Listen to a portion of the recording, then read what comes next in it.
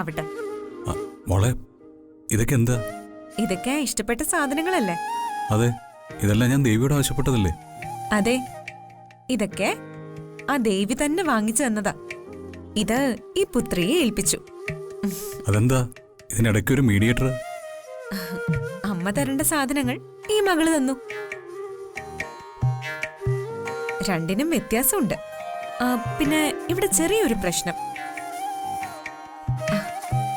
ഈ അമ്മയ്ക്ക് അച്ഛന്റെ മുൻപിൽ വരാനൊരു മടി. എന്ന് വെച്ച് ടെൻഷനൊന്നും ആവണ്ട. പിന്നെ അച്ഛന്റെ ഇഷ്ടങ്ങളെല്ലാം ഇപ്പോഴും അമ്മ മനസ്സിൽ സൂക്ഷിക്കുന്നുണ്ട്. അത് അമ്മ ആരോടും പറയാതെ കൊണ്ട് നടക്കുന്നതാ. എന്നാലും അതിപ്പോ പൊളിഞ്ഞില്ലേ? എന്താ ദേവി വല്ലതും നിന്നോട് പറഞ്ഞോ? ദേവി ഒന്നും പറഞ്ഞല്ല. ഞാനെന്താ പൊട്ടിയാണോ? ഇവിടെ ഒരു ഇല അണിങ്ങിയാലും അത് ഈ മീനാക്ഷി അറിയും. ആ ഇല എന്തിനണിങ്ങിയെന്ന് ഞാൻ അന്വേഷിച്ച് കണ്ടുപിടിക്കും. ദേവി എന്നെ ഒരു അന്യനായിട്ട് ഇപ്പൊ കാണുന്നത്. എന്റെ അടുത്ത് വരാൻ തന്നെ ദേവിക്ക് മടിയാ.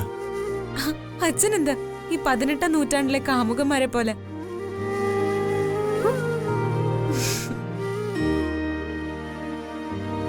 അച്ഛൻ ഇങ്ങനെ ആക്രാന്തം കാണിക്കാതെ അടങ്ങി ഒതുങ്ങി ഒരിടത്തിരിക്കും.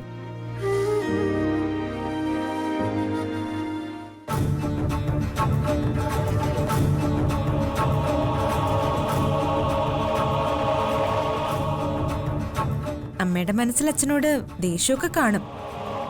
അത് പിന്നെ ഹാർട്ടിനെ നോക്കിയല്ലേ പണ്ടൊരു താങ്ങിയത്. പക്ഷെ ആ സ്നേഹത്തെക്കാൾ ഇരട്ടി സ്നേഹം അമ്മ മനസ്സിൽ സൂക്ഷിക്കുന്നുണ്ട്. എന്റെ അറിവ് വെച്ച് നോക്കിയാ അമ്മയുടെ ഈശ്വരൻ ഇപ്പോഴും അച്ഛൻ തന്നെയാ.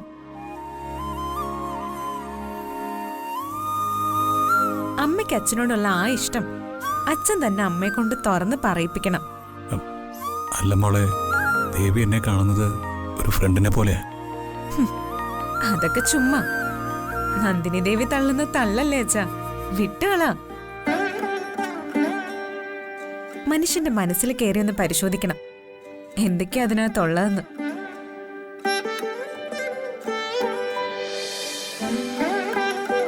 നോക്ക്, അച്ഛൻ ഒരു ടെൻഷനും ഇല്ലാതെ ഹാപ്പി ആയിട്ടിരിക്കും. അച്ഛന്റെ അമ്മയുടെയും ലവ് സ്റ്റോറി ഇനി ഞാൻ ഡീൽ ചെയ്യാം. ഇവളാരും നാളചരിതം കഥയിലെ അറിയനോ? ഛേ, നാണക്കേട്.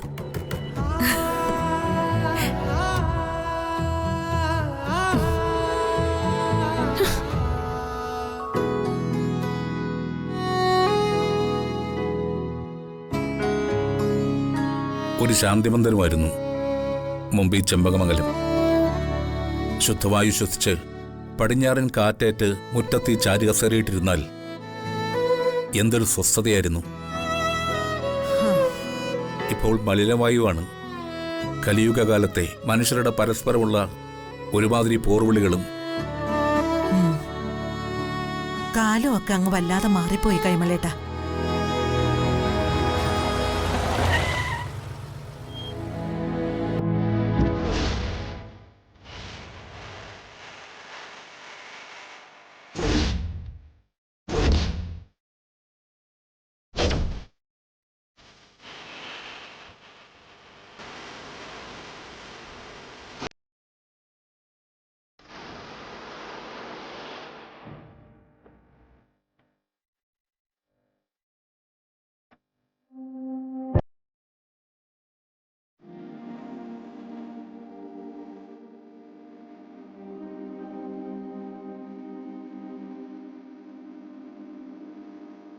ആരാ കൈമളേട്ടാ അത്?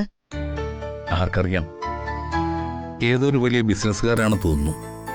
ഒരുപക്ഷെ രാജലക്ഷ്മിയെ കാണാൻ വന്നതായിരിക്കും.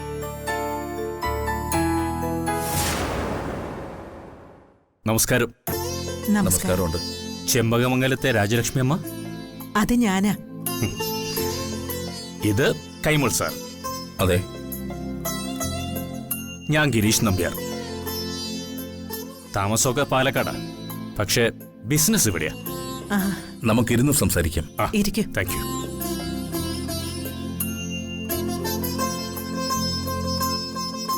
ഗിരീഷ് സാർ വന്ന കാര്യം? അയ്യോ, ഈ സാറ് വിളിയൊന്ന് ഒഴിവാക്കണം. എന്നെ ഗിരീഷ് എന്ന് വിളിച്ചാൽ മതി. എൻ്റെ ഈ വരവൻ്റെ ഉദ്ദേശം പ്രധാനമായി രാജലക്ഷ്മി അമ്മയെ കാണാനാ. ഒരു ബിസിനസ് കാര്യം സംസാരിക്കാനാ. പറയൂ. എനിക്കൊരു ഇന്റീരിയർ ഡിസൈനിങ് കമ്പനിയുണ്ട്, PRR ഡിസൈൻസ്. ഇന്റീരിയർ ഡിസൈൻസിൽ മ്യൂറൽ പെയിൻറ്റിംഗ് കൂടി ഉൾപ്പെടുത്തി എൻ്റെ കമ്പനി ഒന്ന് ഡെവലപ്പ് ചെയ്യണമെന്നുള്ളത് വളരെ നാളായിട്ടുള്ള എൻ്റെ ഒരു ആഗ്രഹമാണ്. അതിന് രാജലക്ഷ്മി അമ്മയുടെ സഹായം ചോദിച്ചു വന്നതാണ് ഞാൻ.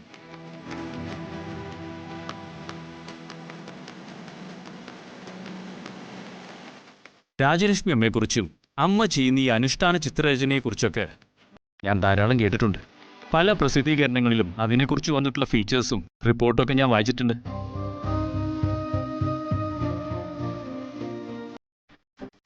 എന്താ അമ്മയൊന്നും പറയാത്തത്? ഞാൻ മുന്നോട്ട് വെച്ച ബിസിനസ് കാര്യത്തെപ്പറ്റി അമ്മയുടെ അഭിപ്രായം എന്താ? ഗിരീഷേ, സാരിയിലെ മ്യൂറൽ പെയിന്റിങ്ങുകളൊക്കെ ചെയ്യുന്നത് ഇപ്പൊ എന്റെ മകളാ. ഞാൻ അവളെ കൂടി വിളിക്കാം. അവളുടെ അഭിപ്രായം കൂടി അറിയണമല്ലോ. ശരി. മോളെ നന്ദിനി,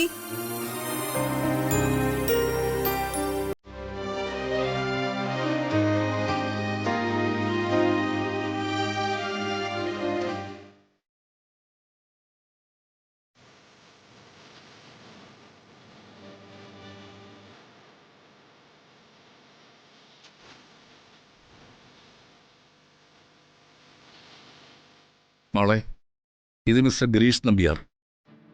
ഇതേ ഒരു ഇന്റീരിയർ ഡിസൈനിങ് കമ്പനി നടത്തുന്നു. ഇത് നന്ദിനി.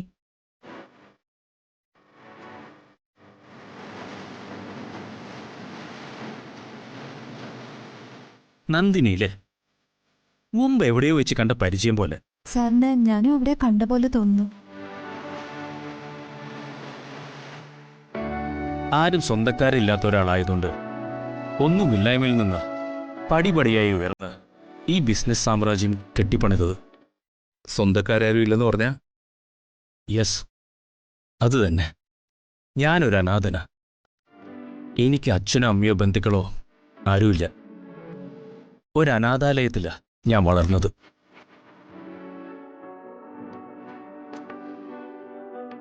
അവിടെ ഈ നന്ദിനി മാഡത്തെ പോലെ തന്നെ ഒരു പെൺകുട്ടി ഉണ്ടായിരുന്നു, ഒരു മെലിഞ്ഞ പെൺകുട്ടി.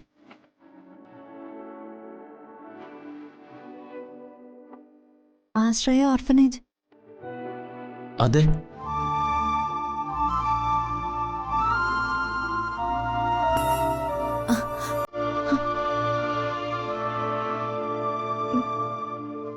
ഗിരി,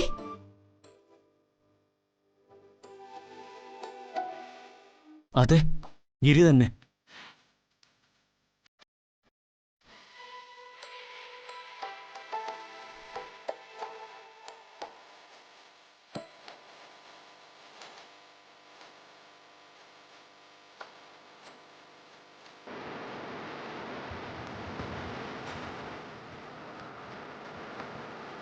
അപ്പൊ ഞാൻ പറഞ്ഞ ആ നന്ദിനി ഇത് തന്നെയല്ലേ? അതെ, സംശയമൊന്നും വേണ്ട. അപ്പോ ഗിരീഷ് വളർന്ന അതേ ഓർഫനേജിലാണോ നന്ദിനിയും വളർന്നത്? അതെ അമ്മേ. എന്തൊരു അത്ഭുതം തന്നെയല്ലേ. എത്ര ഭംഗിയായിട്ടാ തമ്പുരാൻ ഓരോരുത്തരെയും പിരിക്കുകയും കൂട്ടിമുട്ടിക്കുകയും ചെയ്യുന്നതല്ലേ. അതെ, അത്ഭുതം തന്നെ. ഇതാ ഞാൻ പലപ്പോഴും പറയാറുള്ളത്. ഓരോ മനുഷ്യരുടെയും ജീവിതകഥയും അതിന്റെ തിരക്കഥയും ഡയലോഗോടും എഴുതി ദൈവം തമ്പുരാനെന്ന എഴുത്തുകാരൻ തട്ടമ്പുറത്ത് വെച്ചിരിക്കുകയാണെന്ന്.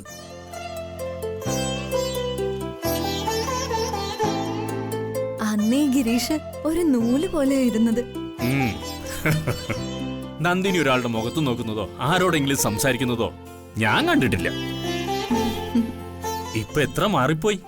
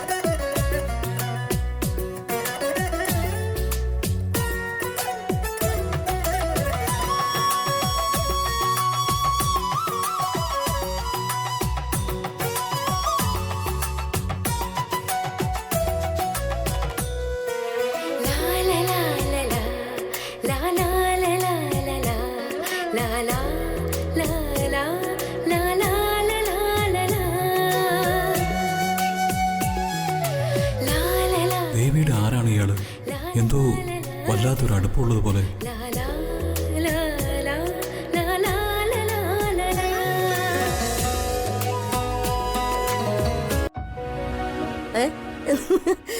മക്കള് വന്നോ? വന്നമ്മേ. അമ്മ ചെയ്തിട്ടുള്ള ചില വർക്കുകളുടെ മോഡലുകൾ ഇത് വാങ്ങാൻ പോകുന്ന എന്റെ കൂട്ടുകാരിക്ക് കാണണോന്ന് പറഞ്ഞു. പിന്നെന്താ, കാണാലോ. അല്ല, കൂട്ടുകാരി എവിടെ? അവള് വരില്ല, ഞങ്ങള് വീഡിയോ കോൾ ചെയ്ത് കാണിക്കാം. ആ ശരി.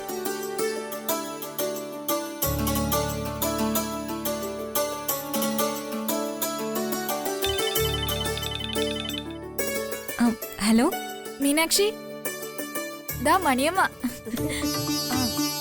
അമ്മേ, ദേ ഇതാണ് ഈ ഉപകരണങ്ങൾ ഓർഡർ ചെയ്തിരിക്കുന്ന മീനാക്ഷി. മോളെ നമസ്കാരം അമ്മേ. നമസ്കാരം മോളെ. നമസ്കാരം. അമ്മ ചെയ്തിട്ടുള്ള ചില വർക്കുകളുടെ മോഡലുകൾ എന്നെ ഒന്ന് കാണിക്കാവോ? പിന്നെന്താ, കാണിക്കാം മോളെ.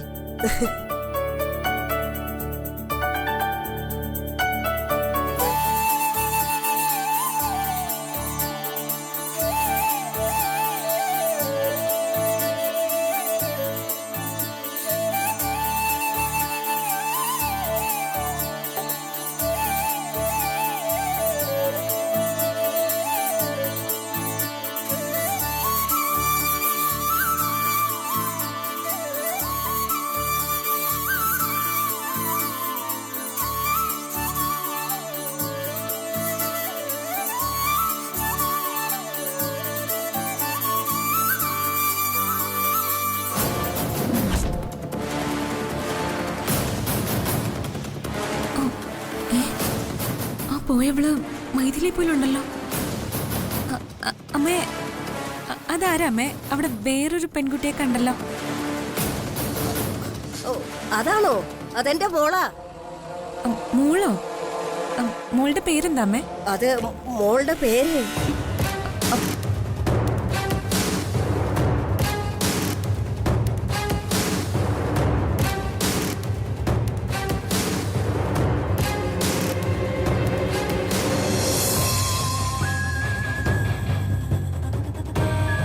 നിന്നെ ഇവിടെ എന്തിനടി എന്റെ മകൻ കെട്ടിയെടുത്തത്? ആ ദേ ഇതിനെ നോക്കാൻ. നിന്റെ മൈഥിലിക്ക് നീ ചെയ്തു കൊടുത്ത ഉപകാരത്തിന് അവള് തന്ന ഉദാരമായ ഒരു സംഭാവനയില്ലേ ഇത്? ഈ സംഭാവന നീ തന്നെ എടുത്തോ, ഞങ്ങൾക്കാർക്കും വേണ്ട. ഉദ്ദിഷ്ട കാര്യത്തിന് ഉപകാര സ്മരണ. ഇരിക്കട്ടെ, പിടിക്കടി.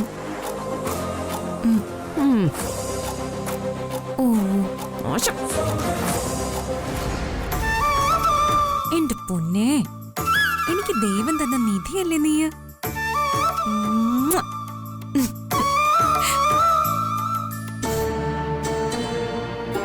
അത് അവരുടെ മകളാണോ? മൈഥിലി പോലെ തോന്നിയല്ലോ.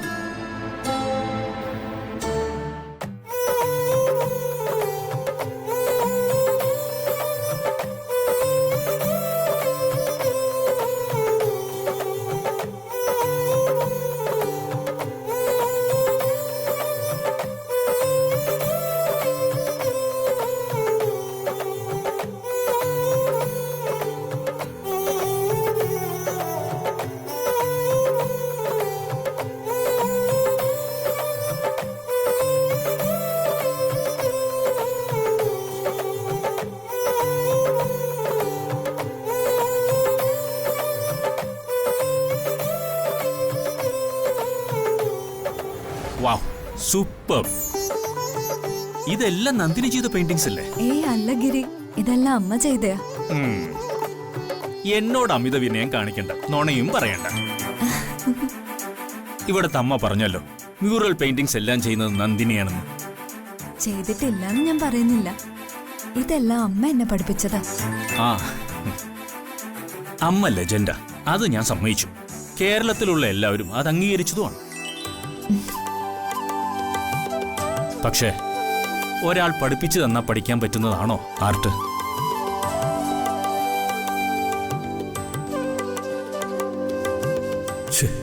എന്താ ഇത്?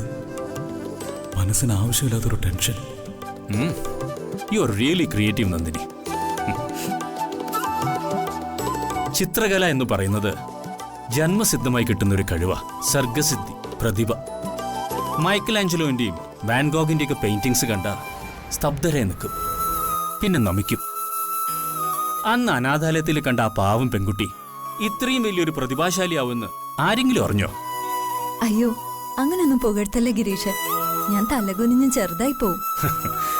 അതങ്ങനെ ആയിരിക്കുമല്ലോ. പ്രതിഭാശാലികള് വിനയുള്ളവരായിരിക്കും. തലയിൽ ഖനമുള്ളതെല്ലാം തല കുനിഞ്ഞേ നിൽക്കൂ.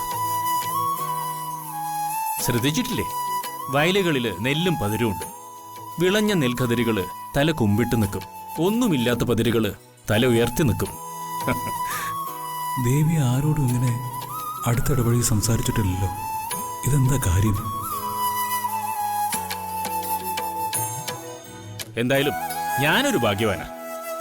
എന്റെ ലക്ഷ്യം എന്തായിരുന്നോ അത് നിറവേറുന്ന സ്ഥലത്തേക്ക് തന്നെയാ ഞാൻ എത്തിച്ചേർന്നിരിക്കുന്നത്. പിയാര ഇന്റീരിയർ ഡിസൈനിങ് ഒരു മഹത്തായ സ്ഥാപനമായി നമുക്ക് വളർത്താം. നന്ദിനിയുടെ സഹകരണം കൂടി ഉണ്ടെങ്കിൽ, ഇന്റീരിയർ ഡിസൈൻസിൽ മ്യൂറൽ പെയിന്റിംഗ് കൂടി ഉണ്ടെങ്കിൽ അതിന്റെ പ്രത്യേകത ഏറെയാ. ഒത്തിരി സാധ്യതയുള്ള ഒരു കർമ്മ മേഖലയത്. എന്തു പറയുന്നു നന്ദിനി? ഏയ്, ഞാനൊന്നും പറയുന്നില്ല. എല്ലാം എന്റെ അമ്മ തീരുമാനിക്കുന്ന പോലെ. അമ്മയുടെ തീരുമാനത്തിനനുസരിച്ചാ ഞാൻ ജീവിക്കുന്ന തന്നെ. ആ, പിന്നെ ഒരു കാര്യം വിട്ടുപോയി. ഭർത്താവ്, കുട്ടികള്, അവരെ കുറിച്ചൊന്നും നന്ദിനി ഇതുവരെ ഒന്നും പറഞ്ഞില്ല.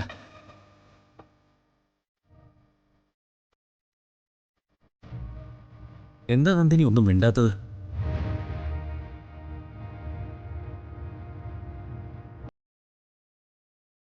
ഗിരീഷ് ചോദിച്ച ചോദ്യത്തിന് ഒരു ഉത്തരം തരാനില്ലാത്തോണ്ട്.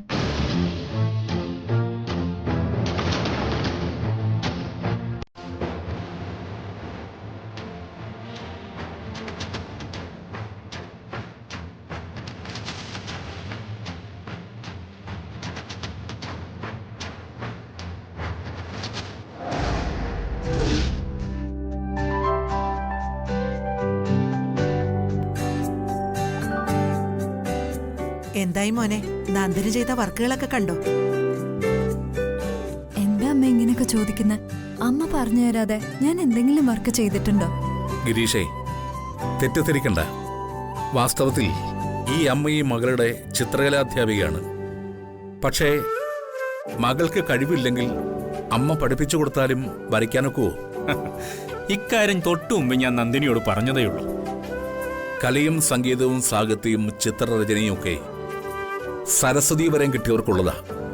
അത് ദേവിയുടെ വരദാനമാണ്. ആ വരം വേണ്ടുവോളം കിട്ടിയിട്ടുള്ള രാജലക്ഷ്മി തന്റെ തണലിൽ നിർത്തി മകളെ വേണ്ടുവോളം പ്രോത്സാഹിപ്പിച്ചു. അത്രയേ ഉള്ളൂ.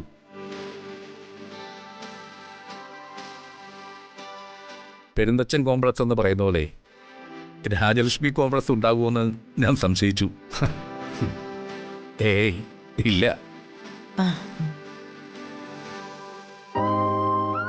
ഏതായാലും ഒരു കാര്യം സത്യ, അനാഥ ബാല്യത്തില് ഞങ്ങൾ രണ്ടുപേരും ഓർത്തു ഇങ്ങനൊരു കൂടിക്കാഴ്ച ഭാവിയിൽ ഉണ്ടാവുമെന്ന്. അതെ, ഒരാൾ ഒരു വലിയ ബിസിനസ്സുകാരനായി വളർന്നു, മറ്റൊരാള് ചിത്രകാരിയായി.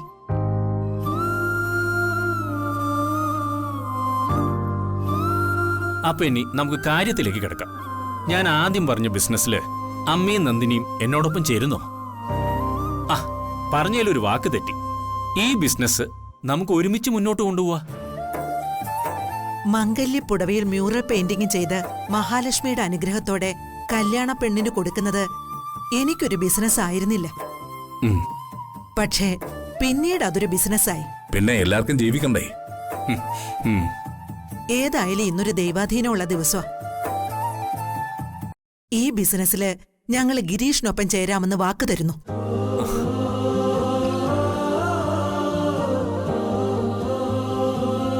സന്തോഷമേ.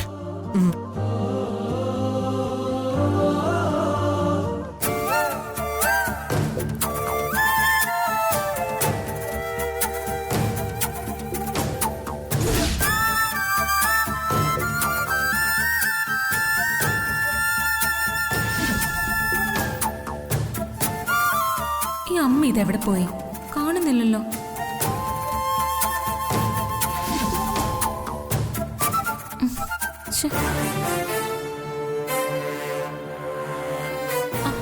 അമ്മേ മോളെ ഇതിനകം അപകട മേഖലയല്ലേ? സ്വന്തം അമ്മയെ പോലും വിളിക്കണമെങ്കിൽ പെർമിഷൻ വേണം. എന്താ മോളെ? അമ്മേ, ഒരു പ്രധാനപ്പെട്ട കാര്യം പറയാനുണ്ട്. പറയ. ആ മൈഥിലിയുള്ള സ്ഥലം ഞാൻ കണ്ടെത്തിയിട്ടുണ്ട്.